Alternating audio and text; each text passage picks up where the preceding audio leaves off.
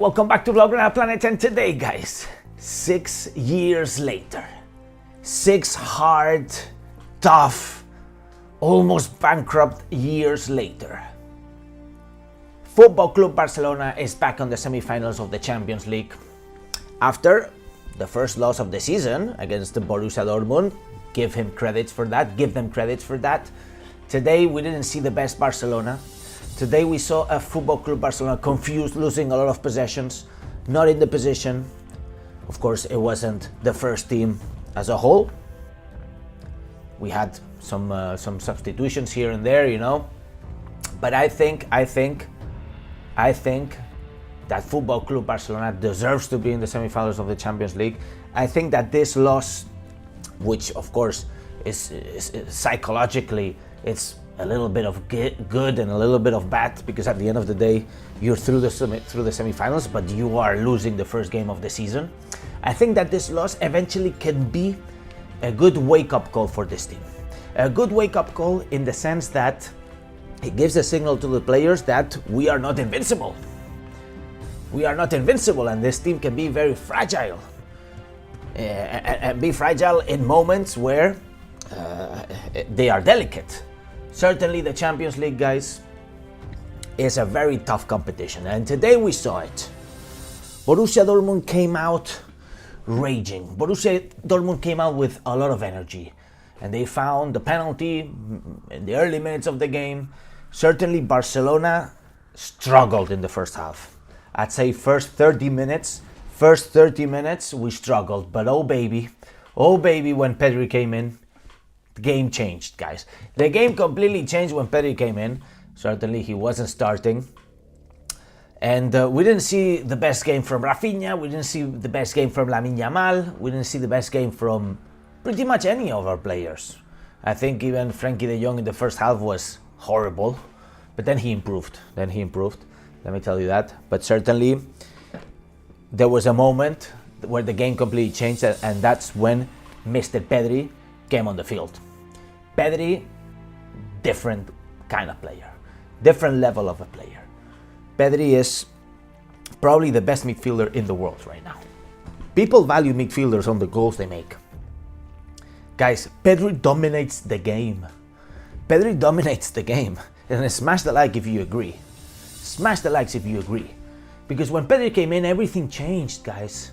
Dortmund wasn't even attacking, because Pedri understands when to attack, when to defend, when to hold the ball, when to speed up the game, when to slow up the game. And not only he understands, but he can rule it, he can make it happen. And that's certainly a very good skill from a tremendous midfielder, tremendous player that we have at a very young age. Starting midfield with Araujo, with Gerard Martin, with Gavi, with Fermin. Not the usuals. By the way, it was also Szczesny's first defeat with Football Club Barcelona. I'm glad it was in a game where we eventually got qualified for the semis, and we're not losing anything apart from the game. But careful, guys, careful. I think that today we showed the world what our weaknesses were. For example, I think that Gerard Martin at the first minutes, he was struggling a lot. They were targeting his side, because it was Cubarsí on the left. Let's look at the lineup. It was actually Cubarsí on the left and Gerard Martin here with Gavi, and Gavi was being distracted, So it was Cubarsí and Gerard Martin there in the left hand side, and it was creating a lot of danger. Gerard Martin then he stepped up.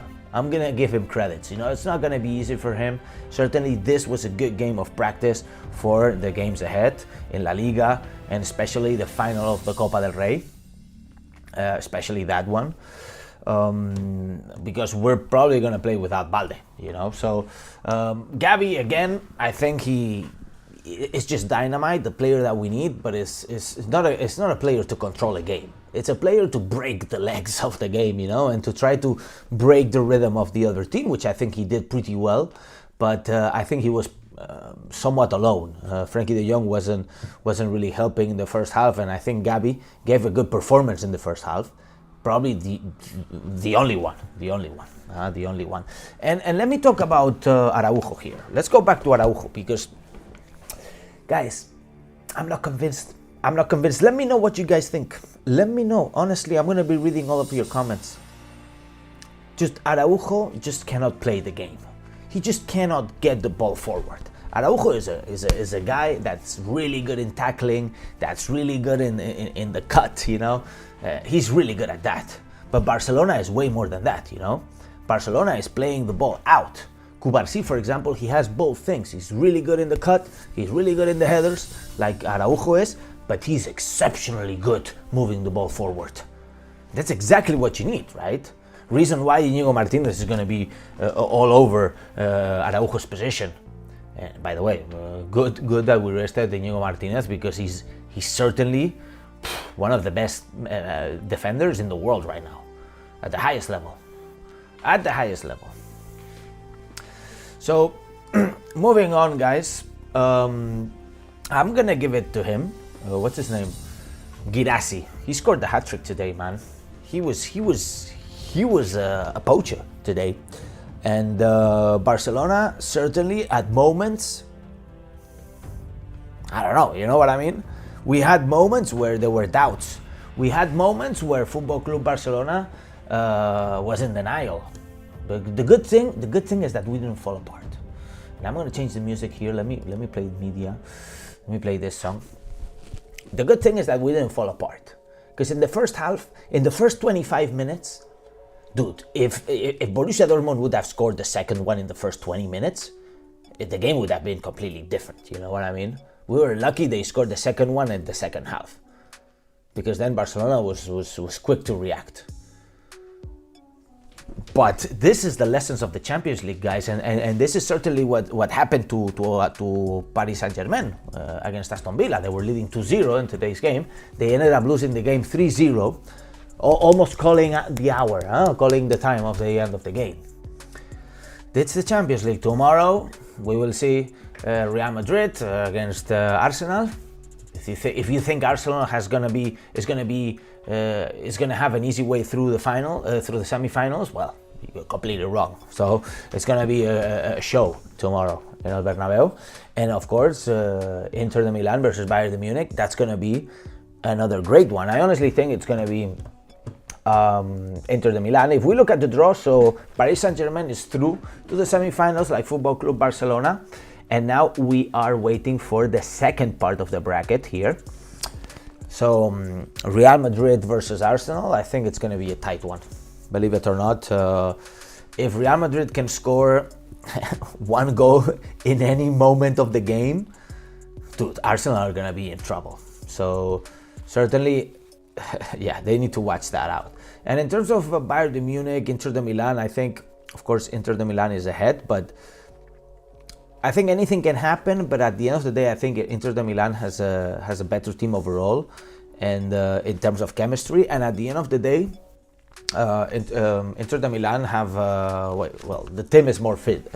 You know, Bayern de Munich has some injuries here and there, so I honestly think it's gonna be Inter de Milan versus Football Club Barcelona in the semifinals, and I'm not gonna predict what's gonna happen with Real Madrid Arsenal, man. I'm not gonna predict it. Just let it happen. But I wouldn't be surprised Real Madrid go through. I'm telling you, Arsenal needed to score the fourth goal there in the Emirates. They really needed to do that. But we will see. I don't know. What are your predictions? Let me know in the comments down below. By the way, it's been a while I don't do live streams. Barcelona is back where it deserves to be, in the best 4 teams of the world. Because if we call the Champions League the best tournament in the world, well, we are in between the 4 best teams in the world. So cheers to that. Also, Dani Olmo is back now that I see him in the picture. By the way, Slava, thank you for your donation. He says, I think we underestimate how important Íñigo is for the team, both as a leader in defense and going forward. Absolutely. I mean, dude, and I'm also a little bit scared in terms of Koundé. You know, we only have Koundé in the right back. You guys understand this, right? There is only Koundé. I mean, if Koundé gets injured, by the way, he's been playing I don't know how many games in a row. Like the other day in the radio, they were talking about it. This guy has been playing for like 3 years worth of games in a row.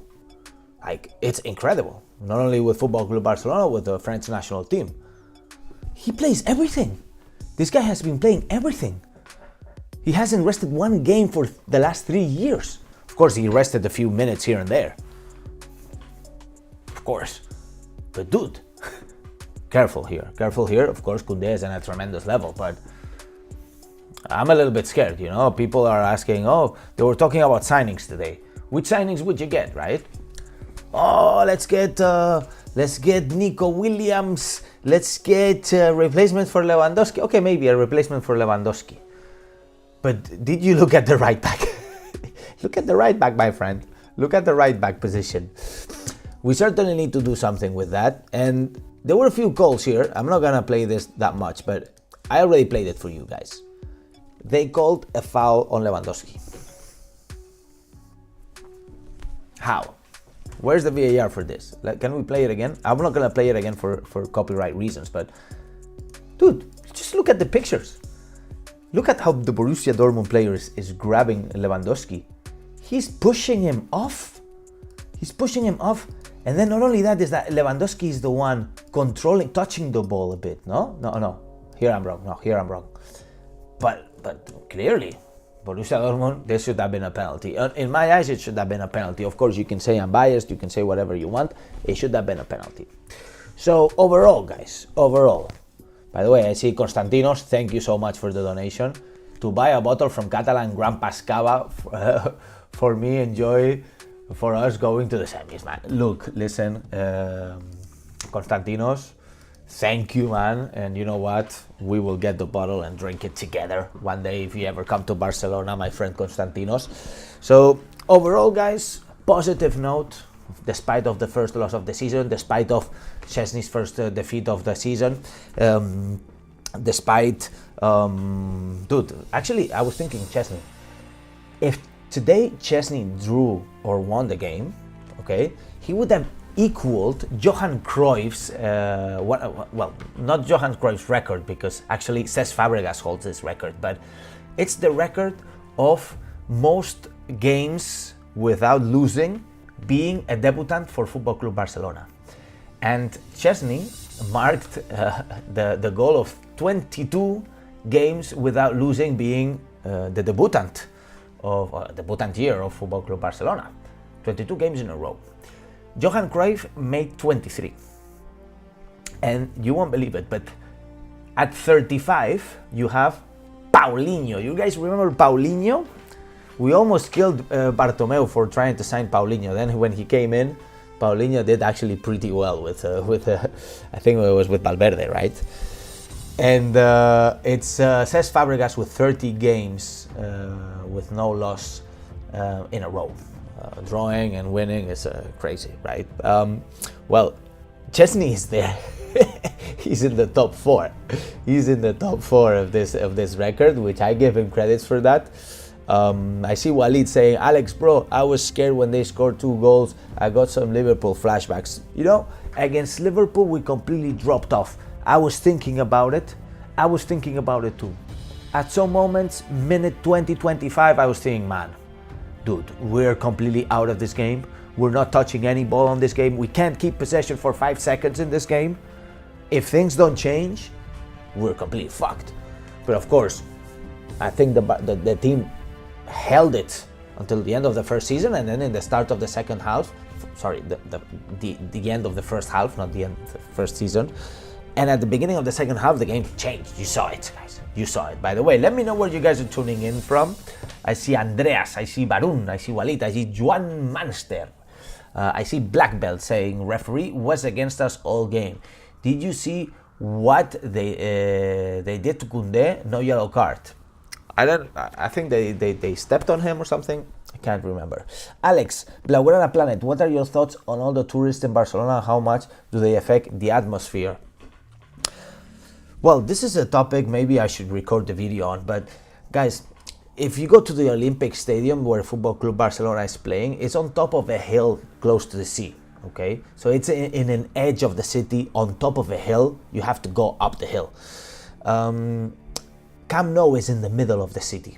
You know, of course, it's way easier for socios to come to Camp Nou because it's in the middle of the city. If you have to go to the edge of the city, which Barcelona is a big city, by the way. If you have to go to the edge of the city, by the way, Walid, thank you for your donation, my friend. Big ups. If you have to go to the edge of the city and go on top of the mountain and then come back, and the problem is that Barcelona always plays on what? Sunday 9 p.m. You know, like, dude, you want to really go on top of the mountain? Imagine you're a socio. You know, it's like, I understand some of you guys that have maybe never stepped on the Camp Nou ever, but us socios, we go every game, you know, and we kind of know the feeling of every game. So if some day is rainy, then you're like, okay, maybe I don't go, you know, because you're kind of used to it. But yeah, so of course, and also the fact that this stadium, the Olympic Stadium where we're playing at right now, has only, I think it was 49,000 capacity. Walid, again, thank you for the donation, my friend. We're on to the semifinals, man. We're on to the semifinals. Bring up the Kaaba, man. Bring out the Kaaba, dude. So, again, I lost what I was saying, man. It was something interesting, but it was going to come back. So, eventually, I think this team deserves what we're getting now after 6 years of painful pain, man. Just pain. 6 years of pain, guys. Remember, I see sometimes on TikTok and Instagram, I see this lineup. It was Mingueza, it was Ricky Puig, it was Serginho Dest, it was Jugla, you know, Ferran Jugla. It was also Luke the Daddy, man, he ended up good. But dude, we had a team, dude. It was, I don't know how we survived with that. I don't know how. We went through Koeman, dude. We went through Koeman. By the way, I still have the banner of the Koeman out banner that went viral. It was me doing the Koeman out banner, starting the Koeman out hashtag. Crazy, man. There's a video, by the way, in the channel where I record everything. It's crazy. So it's, you know, guys, again, and just a little recap, guys. To me, it's not easy to keep up this channel. You know, it's not easy because I work a lot. I'm very busy. And again, Barcelona always plays at night. Like, dude, like sometimes I just don't sleep that much. But I do it for this team, man. I do it for this community. This community is incredible, guys. This community deserves everything. And you know what? I will go out again. I will go out again and make some crazy videos for you guys. For the people of this channel. For the community of this channel. And it's been almost 20 minutes now in the video, but yeah. Guys. Who remembers Ilaix Moriba? Wow, Walid. I think not even Ilaix Moriba remembers himself, man. Constantino says, this is the true and real Football Club Barcelona YouTube channel. So hit a like, guys. Thank you so much, Constantinos. Everybody in the channel, almost 100 people watching. Make sure to smash the likes. Because, baby, we're going for this. Not only we're topping La Liga, we're in the final of the Copa del Rey, and now we're in the top 4 teams of Europe in the semifinals of the Champions League. The treble is incoming, guys. How many games for the treble? You make the calculations. 6 games in La Liga, 1 game in the Copa del Rey, and 3 games in the Champions League. 10 games. 10 games, baby. Tick-tack, tick-tack. You believe? Because I do. Smash the likes, everybody. Make sure you subscribe and hit the bell notifications. And now, and as I always say, Fútbol Club Barcelona.